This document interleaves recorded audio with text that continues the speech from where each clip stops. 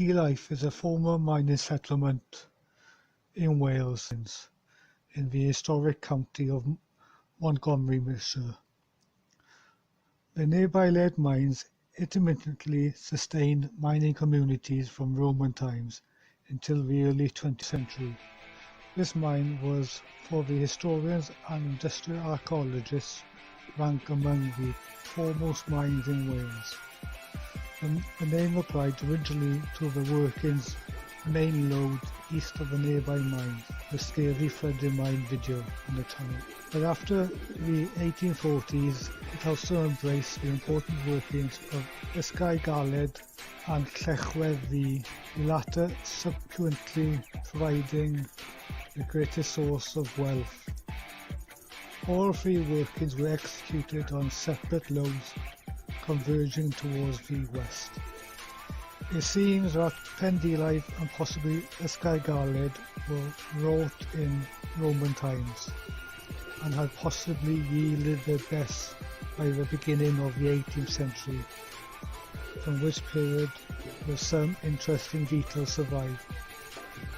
For some years around 1700, Ysgol was conducted by a Mr. Harvey and Dylife by a Mr. Peck, on lease from a William Pugh. William Waller, before becoming manager of the Company of the Mine Adventurers, visited Dylife in 1691 and had recorded shafts 50 or 60 yards deep. Perpetual problems arose with flooding.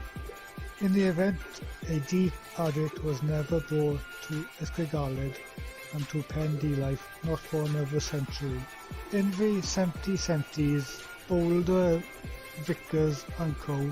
of Flintshire exploited Ysgol, but little more is known of it, and even less of Dylife, until Hugh Williams of Mach took over both mines in the early 19th century. The discovery of the Llechwedd lode ushered in a most productive period, and the ensuing chapters of the mine history may be divided as follows. William M. Pugh, 1818 to 1858. Hobden, Bright and Co., 1858 to 1873. Dylife and Great Dylife Co., 1873 to 1884. Line Twinman, 1886 to 1891. 80 tons of lead and copper ores were being returned monthly by 1845, the ore being carted 14 hilly miles to a nearby port of Derwen-Las. By this time, a deep adit to Dylife had at last been achieved in the form of a crosscut 1/3 of a mile in length, large enough to admit horses for pulling mine trams. In 1851, the three loads together yielded 1,000 tons of lead ore and gave employment to 300 men, women and children. The mine had a magnificent 63-foot water wheel known as the Red or Malfa wheel. This was probably the biggest water wheel ever erected in Wales. Steam also found application on the dressing floors for standby purposes in times of drought. The mine reached its peak output of 2,571 tons of lead ore in 1863. The recorded total output of the mine is 36,684 tons of lead ore, 1,540 tons of copper ore, and 391 tons of blend. The story of Dylife, the village built on lead and legends. For one, the village had been a booming town of more than 1,200 people and for a brief moment during the mid-1800s was the capital of the industry in Wales. From the 1850s, the village became a settled community with a church, chapels and a school. Services were provided by the 3 inns, of one of which also had a grocery and a butchery and a smithy and a post office. The village is one of legends and ghost stories. One speaks of a miner who was killed in a cave-in and buried on the hillside near to T. Magis, only to appear as a ghost to his friends who had exhumed the dead man's clothes to discover his life savings. The men had divided the money between them, and the ghost was only seen once after smiling and waving goodbye. A less wholesome story of life in the mining village concerns a blacksmith who had killed his wife and his daughter after being discovered with another woman, before hiding their bodies in a mineshaft in 1719. Upon discovery of the bodies, the following year the guilty man had been duly condemned to death, with the added punishment of having to make his own head and body cages and gibbet iron before strung up at Gallows Hill on Penner Crock Bend. The blacksmith's last work, along with his skull, was found in 1938, and both are now part of the Welsh Folk Museum collection at St Fagans in Cardiff.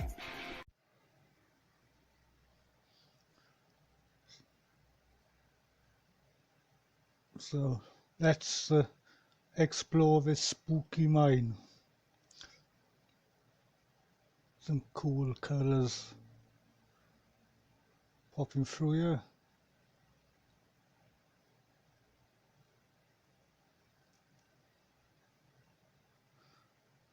Let's continue deeper into the workings. And there an alcove there. So it's looking down into a stope.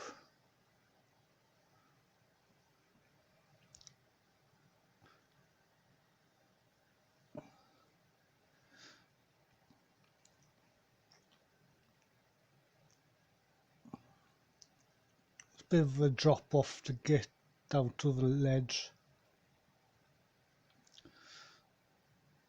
We'll have a look on the way back out. Some more modern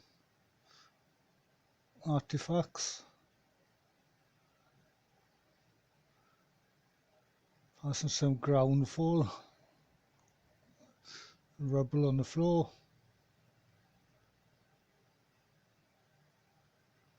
Just check around for any artifacts.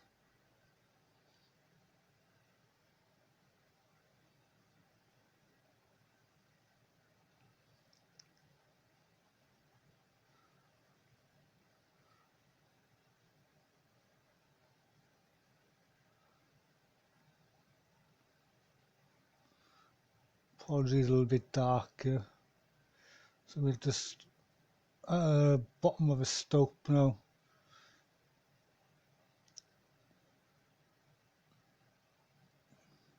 See timbers in the distance. Let's move forward and get a better look.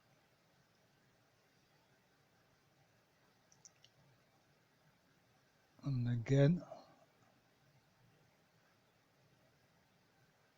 See the quartz in the rock, and then a better look at the stope and all the timbers above us. Not a big, very big stope, but quite cool to see the timbers.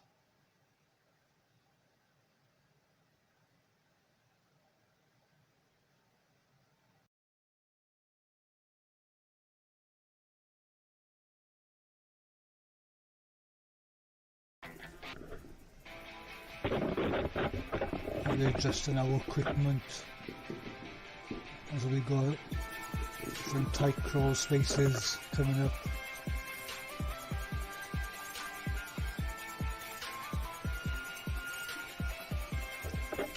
So if you're claustrophobic, it's best look away now.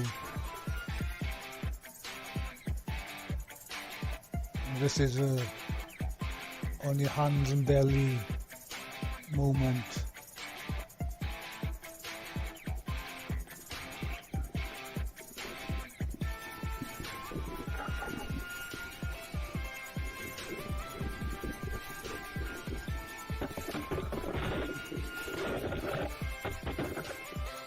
We crawl this tight crawl space again. As I say, another one.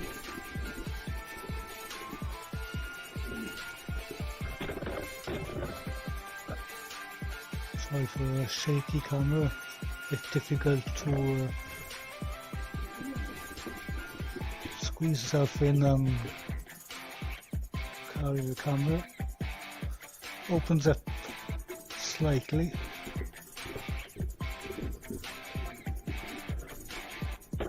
Very tough going in here.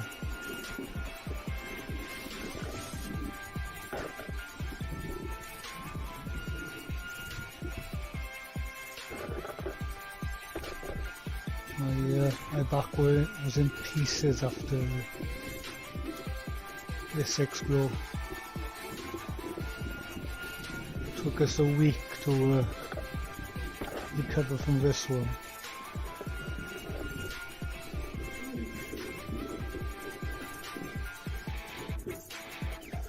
And looks like we've come to the end of our crawl space into a dead end.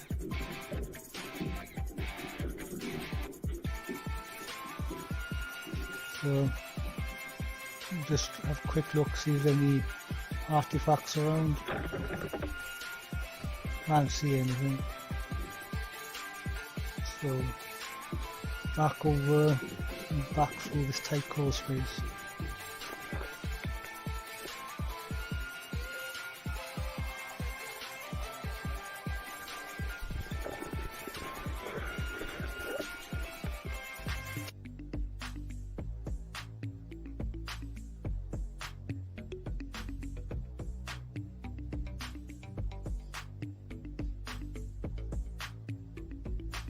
You can see it's about 15 inches of crawl space there at best.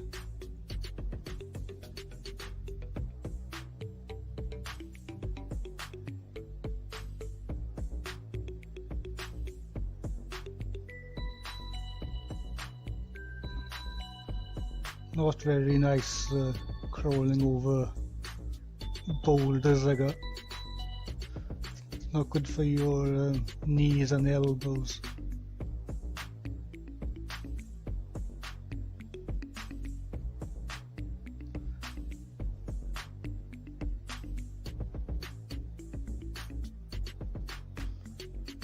Just got this last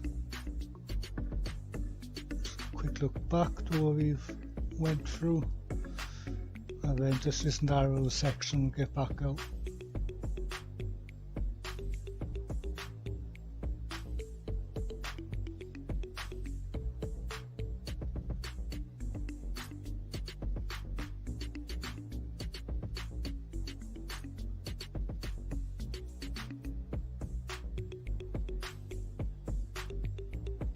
Slowly but surely.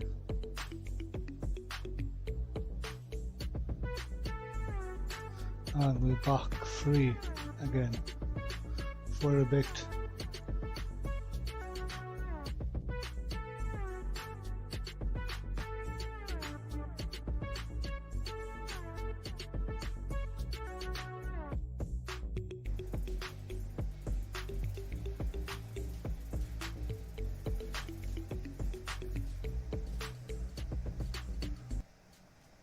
So have a quick look down into the stope. Do not copy what you see here, guys. It's very deceiving on video. This slope is probably about 20%.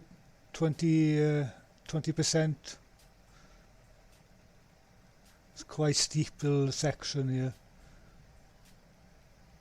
and he could very well be stood on the forest floor.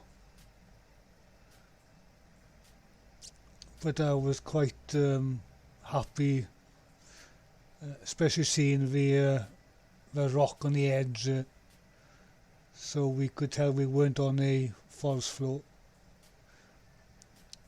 So now we're looking down into the stope.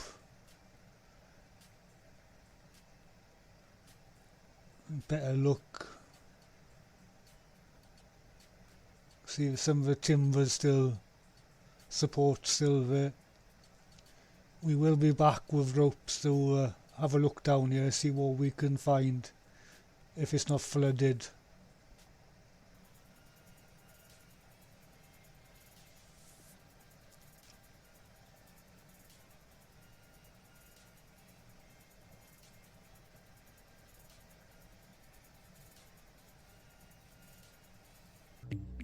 Back out towards the portal.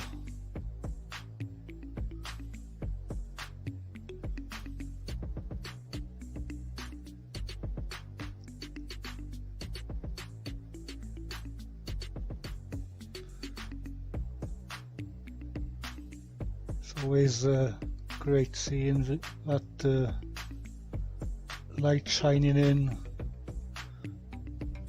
after so many tight crawl spaces.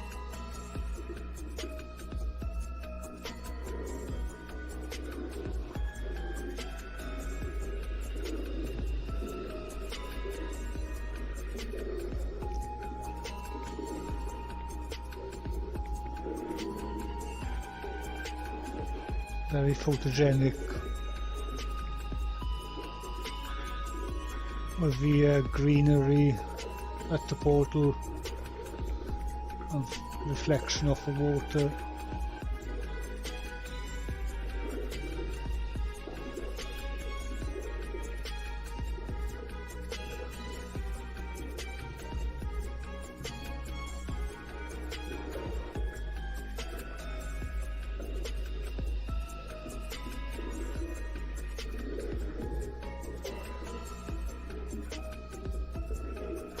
So we'll just come into another part of the mine.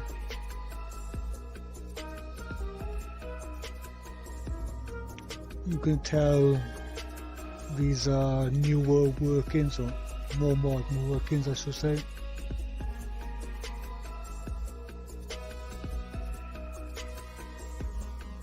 With material being stacked to the right.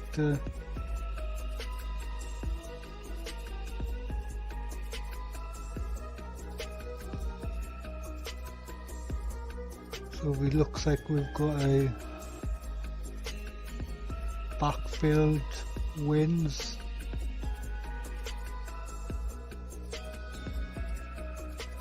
Got a raise ahead of us. Continuing in. Just looking at the mineralization leaching through the rock.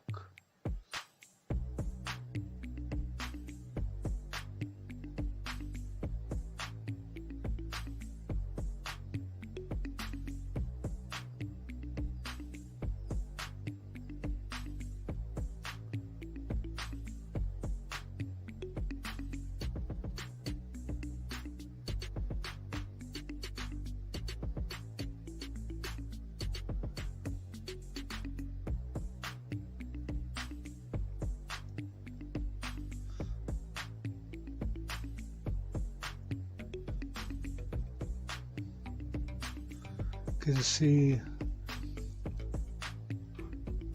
a lot of silt has been washing towards the portal from deeper inside the mine, so there must be water washing down through a shaft or maybe a winze or an ore pass of some kind, maybe a stope. and the silt is gradually building up. As you can see, the back of the mine, or the roof of the mine, is getting lower again.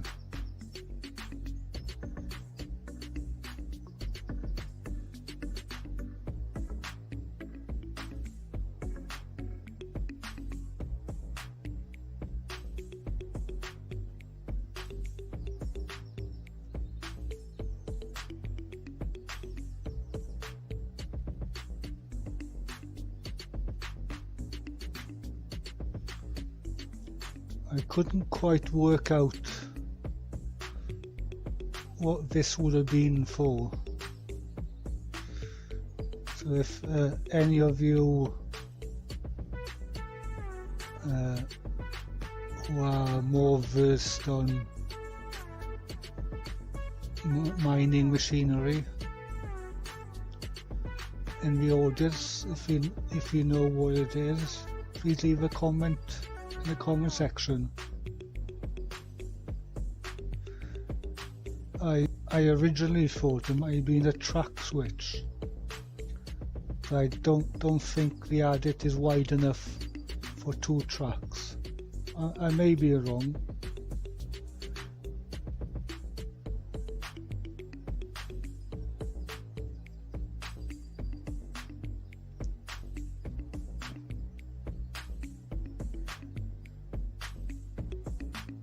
If there was no water here, we might have been able to see all of the working parts of it.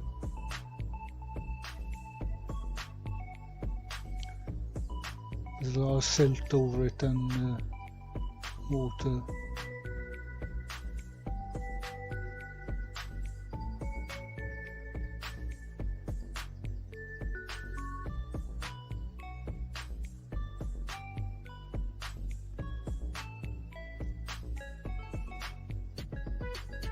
We're adjusting our gear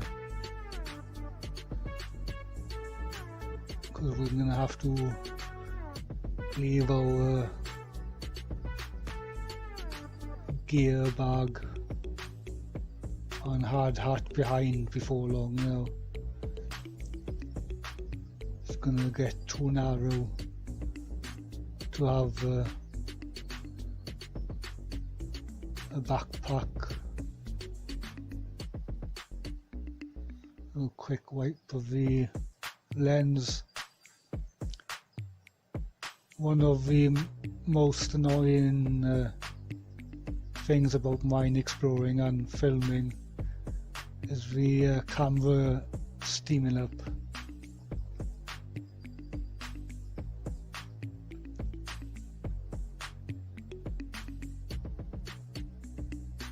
So let's continue inwards.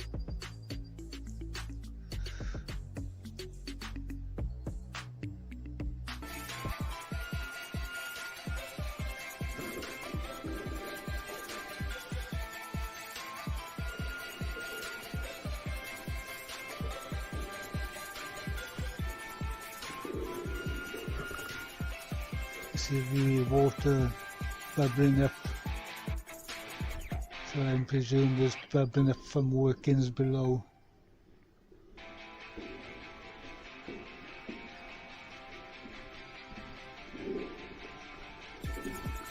Now it gets very low again. Common theme this mine, lots of crawls.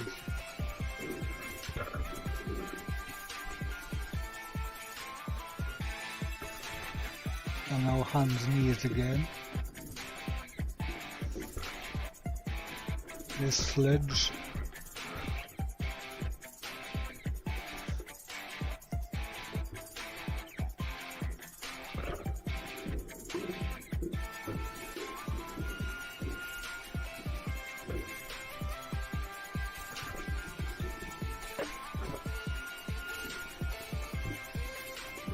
I'm not sure how far we're gonna be able to get.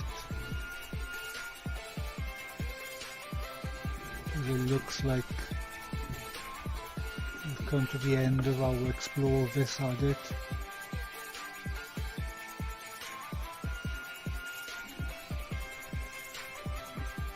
That's the end of that one.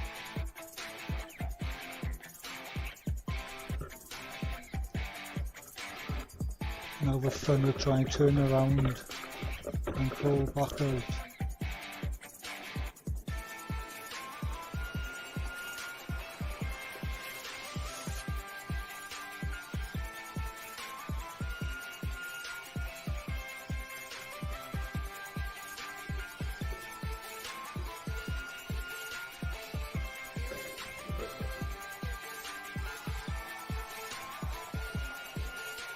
So again, when we come back to this mine, we've got those stopes to explore.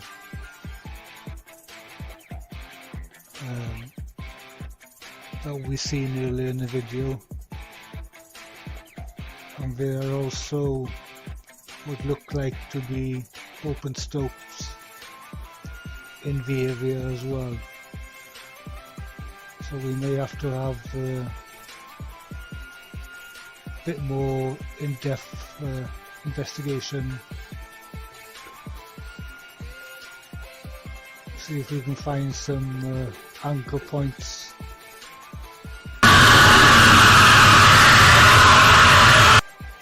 Above ground, and see if we can get into more workings at this side by going down the open stopes.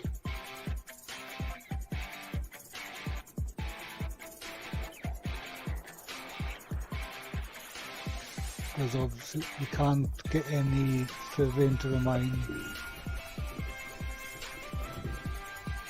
from this side, so we'll try the open stopes higher up on the hillside and hopefully drop down beyond the collapse behind me.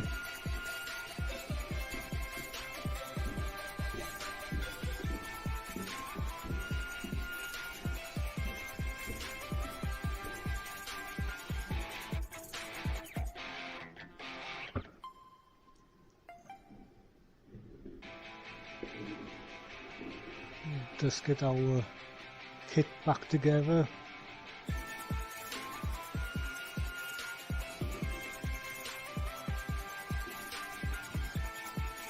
Make sure we don't forget anything. There's a few times where I've been in mines where I've had to leave the bag down to explore the tighter crawl spaces, and I've walked straight past the gear and have to walk back in to grab the bag again.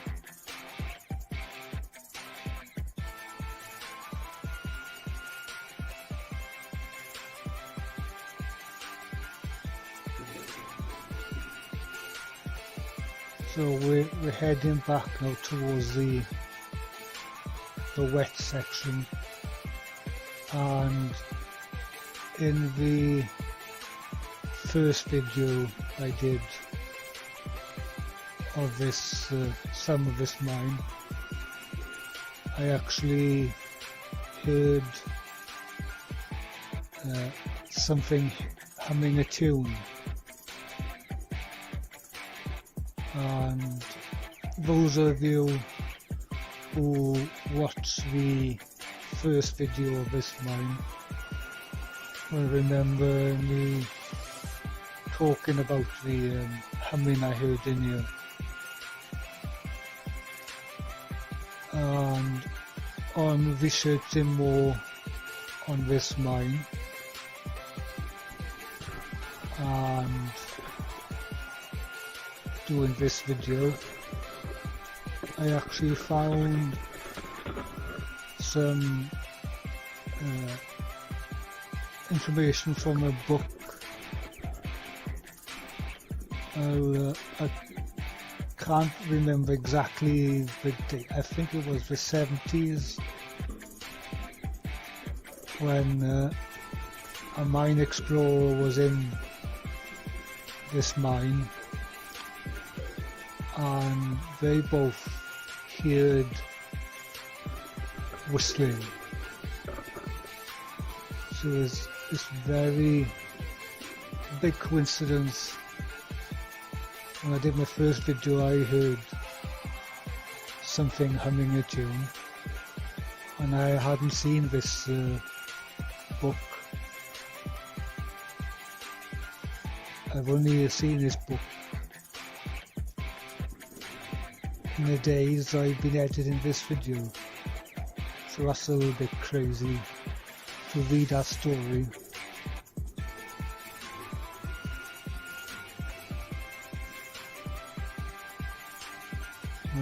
And the story about the blacksmith is quite gruesome as well, and to be able to see the skull and head frame at the St Fagans Folk Museum in Cardiff. That's quite mad. And then the story of the miner being buried in the collapse, and his miner friends finding his savings,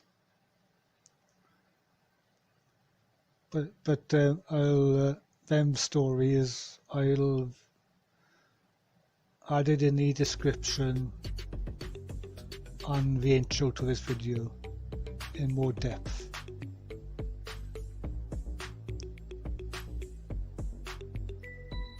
So we continue back out.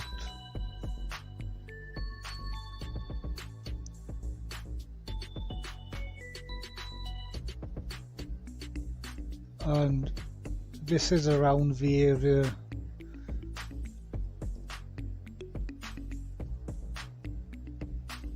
I heard the whistling. It was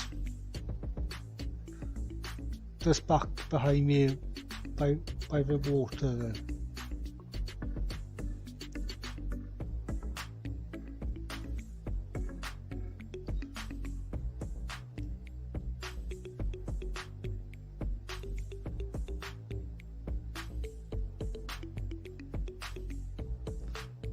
That's how dark it is here, without the lights on. Pitch black.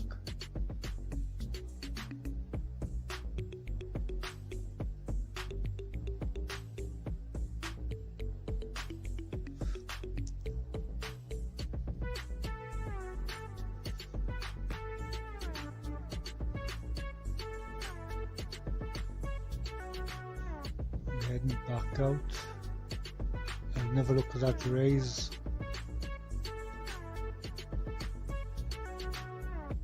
Could be an overpass, mind you too.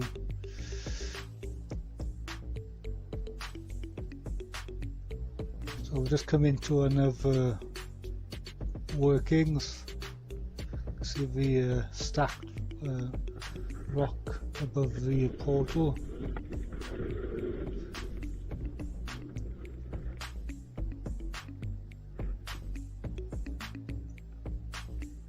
And it continues straight forward and to the left. Go to the left there and straight forward.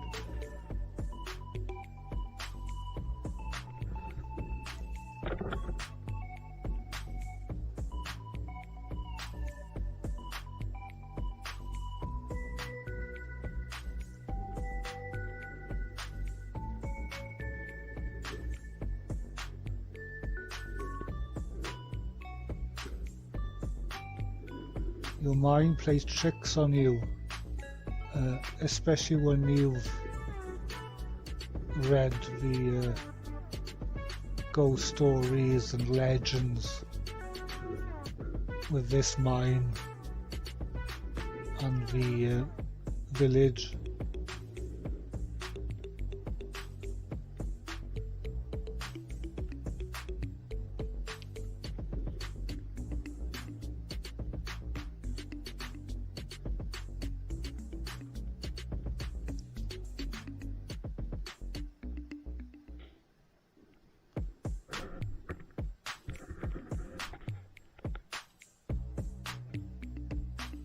look back at the portal, say goodbye for the daylight again for a bit.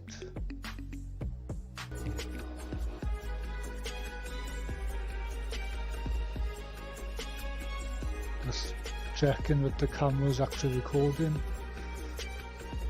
There's been a few times where I've done a section of a mine and forgot to press record.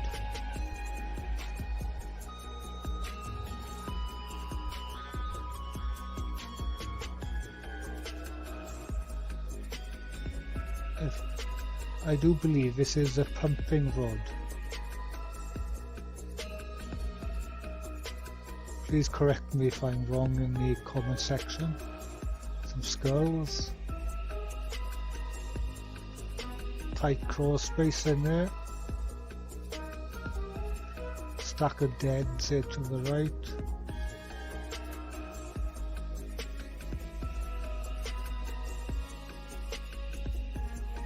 The rock will be stacked to the left there as well. Not quite sure what that would have been for.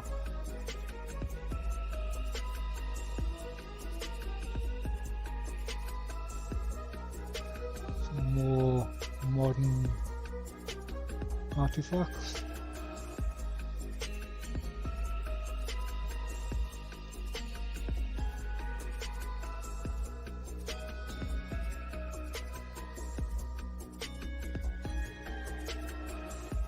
Coming into a bit of ground floor there.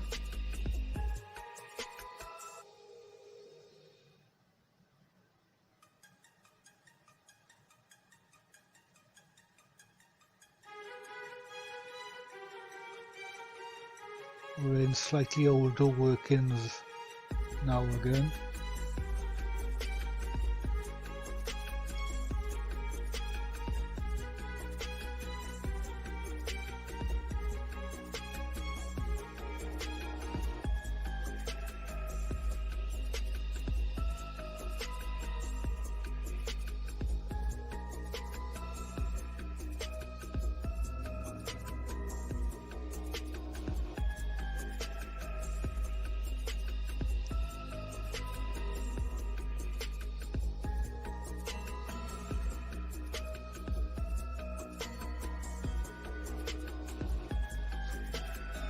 Continue deeper into this part of the workings.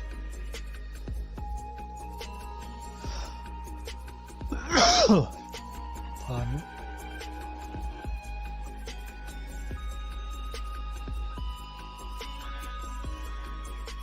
Getting a little bit tighter here again. Can we get through? Very tight here.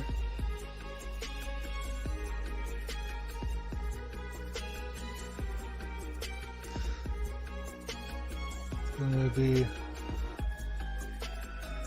crawl on our belly again.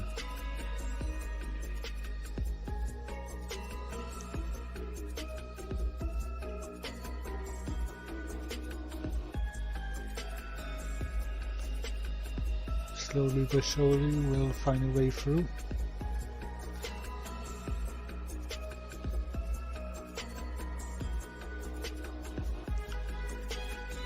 Hopefully it opens up and goes somewhere.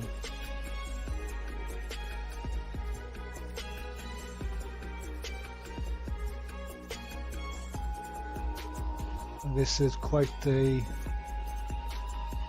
dangerous section.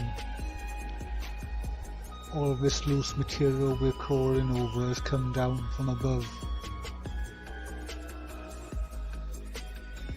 So the timbers that were above holding all this rock up has rotted away, and all the rock and all materials collapse.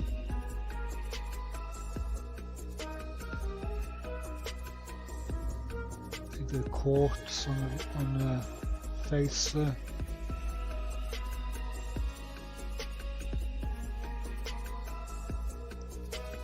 Still crawling our way through.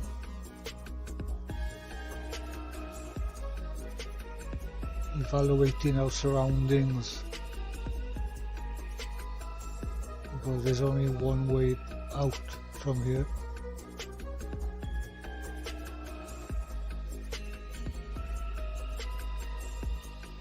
You don't want to cause a collapse while you're on the inside. You can see the type of timbers that are holding up all the rock.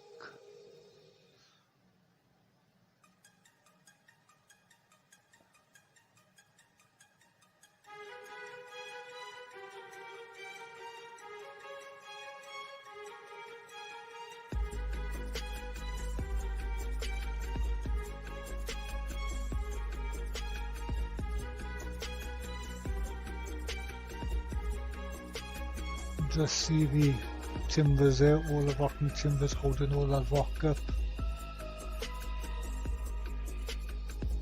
which is about to go at any time.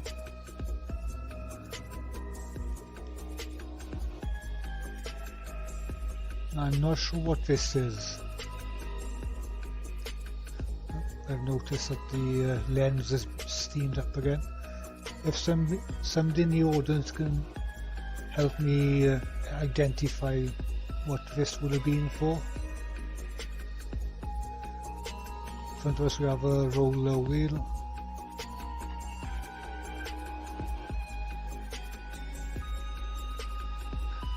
Continuing in.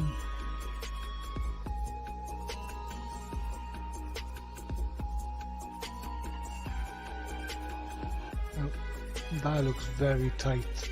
We don't think we're going to get any further.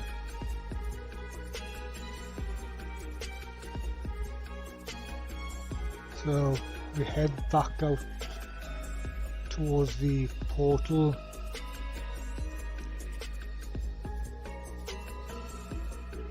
So some steel bars.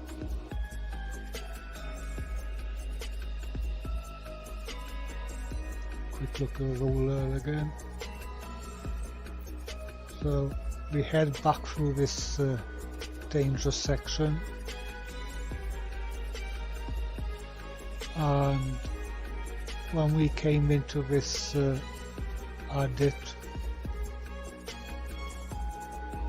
there was a drift to the left and the main adit, which we're in now. So we'll head back towards the portal and explore that other drift. So let's get through this collapse gingerly and quietly. So these are the extreme dangers. Also, I could have gone into that section where we've just been and cause a collapse to come down here, block this hole, and with no way out. So those are the dangers as well as the main dangers. There's even dangers like that.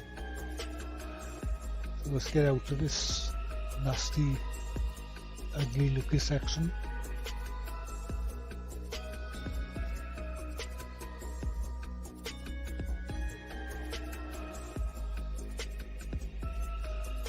Tight crawl space in there.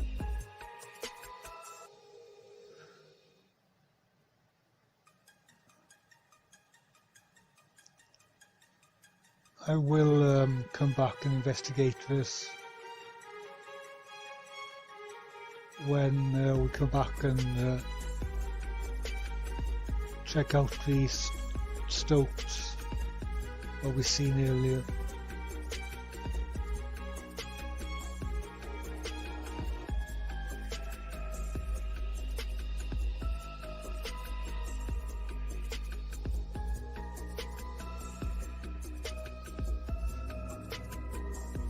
We've been down on the ground at this mine for a good part of the day,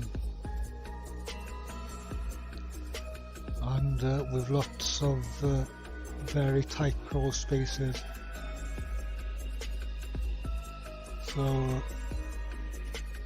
now I'm really struggling with my back, so we're gonna do the last bit of this workings here and call it a day.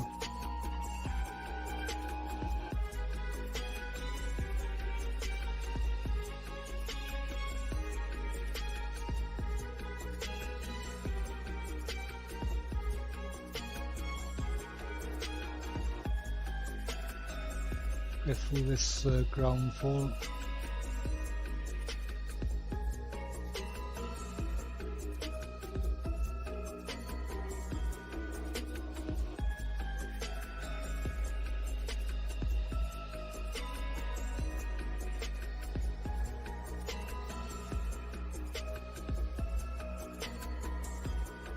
Stack of dead to our right. Another crawl space to check out. I did have a quick look. It does seem to continue forward and slowly upwards. So we'll come back and recheck this out as well when we do the other tight crawl space and stope. It does really seem to carry on, so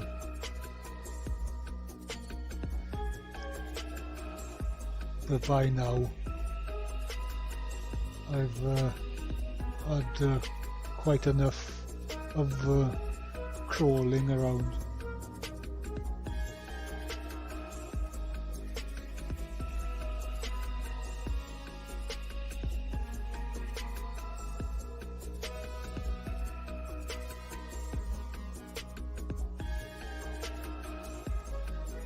So we're just back towards the portal now, and we'll check this drift, which is now on our right. It was on our left as we came in, and it's now on our right. So here it is. That's where we've just been.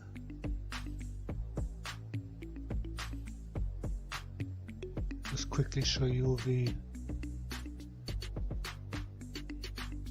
grease bucket.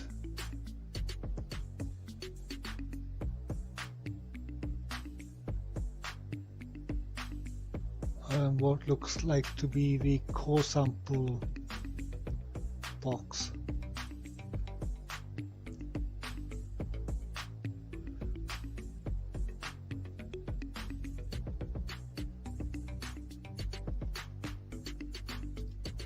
So what looks like to be a fuse wire tin, maybe.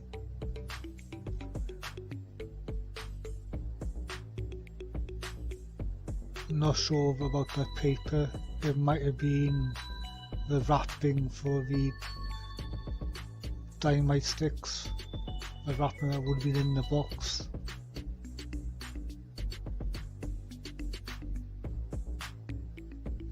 I'm not 100% on that.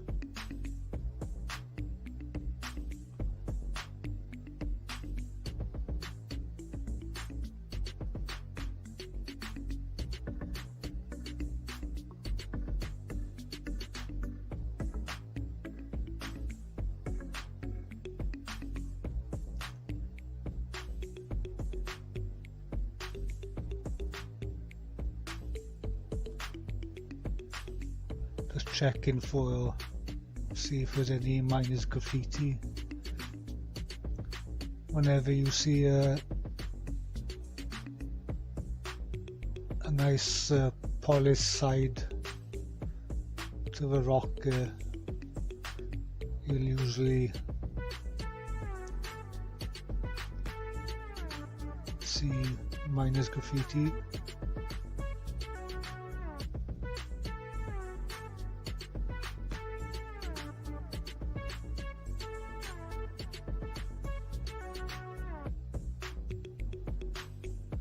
nice little metal box there.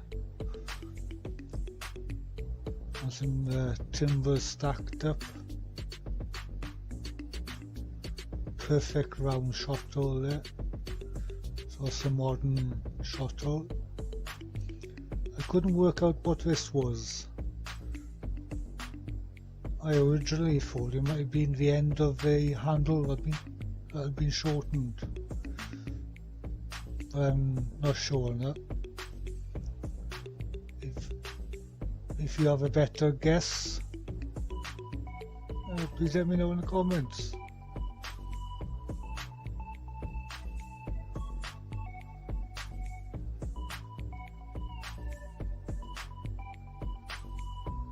So we're picking up the speed now.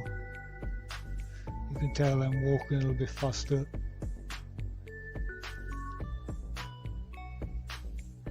I'm dying to get outside and stand up straight.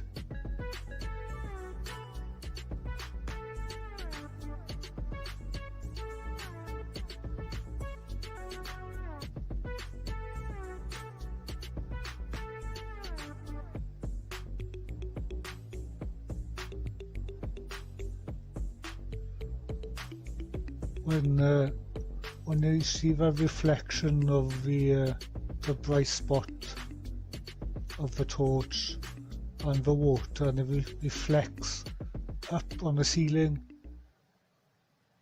you sometimes think that somebody is coming towards you. Another look of the box that would have carried the samples.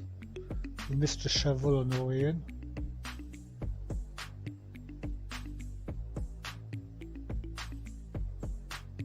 What looks like to be a grease tin.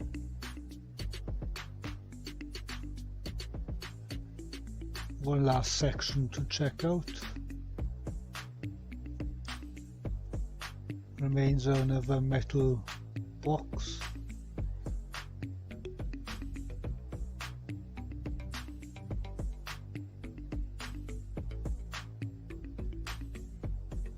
And that's the end.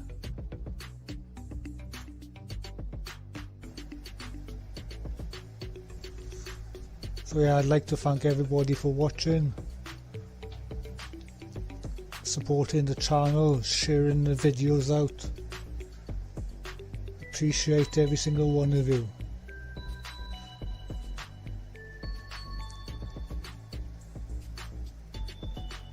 Some more metal boxes. See how far this one goes.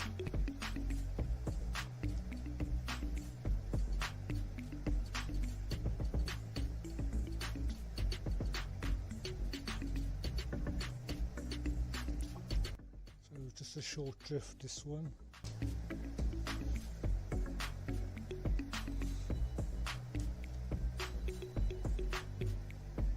So thank you for watching, and all take care.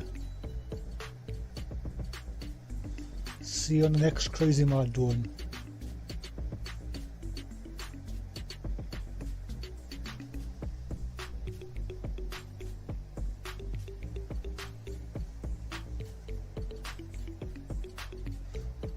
Crazy Mad Barstool over and out.